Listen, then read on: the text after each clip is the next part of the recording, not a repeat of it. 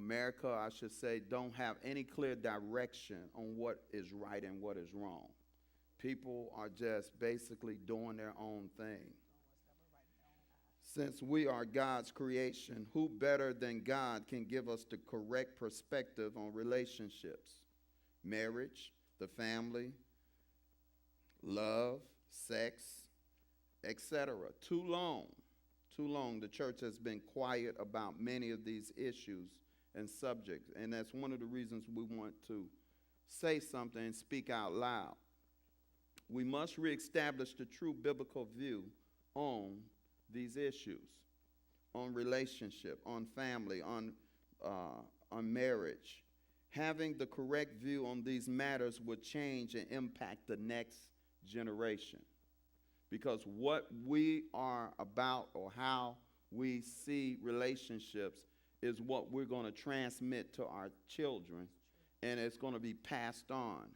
And if we pass on the incorrect thing or the wrong thing, then they're gonna take it that way, and they're gonna establish a wrong pattern of thinking. Amen. I thank the Lord for co-pastor Vedia. Amen.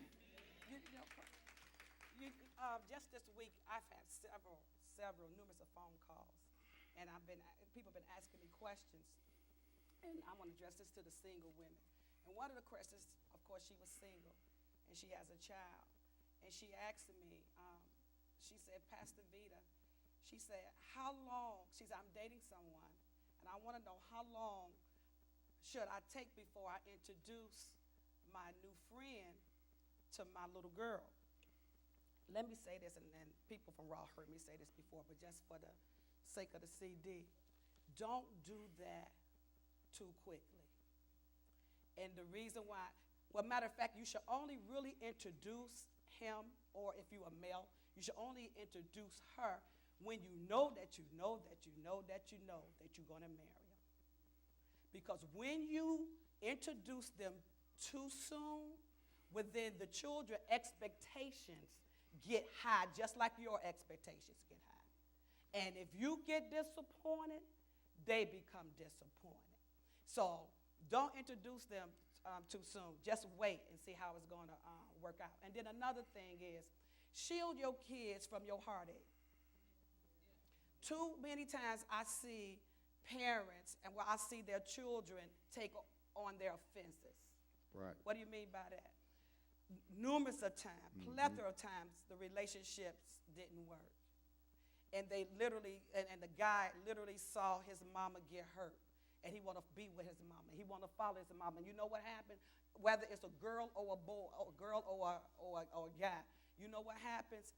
Then right then and there, you have allowed your child to be a basket case along with you. Now they're carrying hurt that they shouldn't even carry. I'm talking about heartache. Their first heartache didn't come from a man of their own. It came from a man that you knew. You hurt my mama. Now I'm hurt. I don't like him because he hurt my mama. And the same way, the guy does the same thing. I can't stand him. And you know what happens? What happens also is perpetually, then now, when it's time for her to date somebody, her guard's up.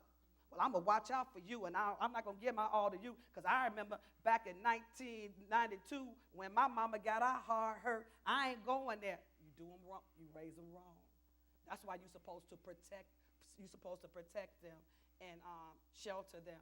And then ask the guys questions even before you bring them to the home. Ask them, well, not to the home, to the home. Ask them, like, how your relationship with your mama? If he said, well, I can't stand my mom. Or me and my mama don't get along. Right then and there, you know, you got a potential of a man who want to abuse you. You got mother issues. Now, not saying that I said potential. Maybe not. Maybe not. And then vice versa. You know, if it's a guy, he might ask you, well, what about your daddy? Oh, my daddy left my mama.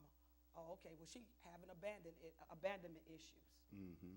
So you got to give them a free way to want to see if they want to deal with you or not. Because you may not be whole from your mama abandon you. And he may not be whole if he been abandoned, like Pastor Sam said that, he was abandoned. So it's a whole lot you got to look into when you are single. Wait, and I say this so many times, wait. Every man that say hello to you and get your phone number, that doesn't mean he going to marry you. And then we get our expectations. I mean, all he did was smile at the door. I think that's my husband. I'm not trying to be fun. I'm really serious. We just take it. So then you up there in the mirror, you know, so got your wedding date all, and he ain't even thinking about it.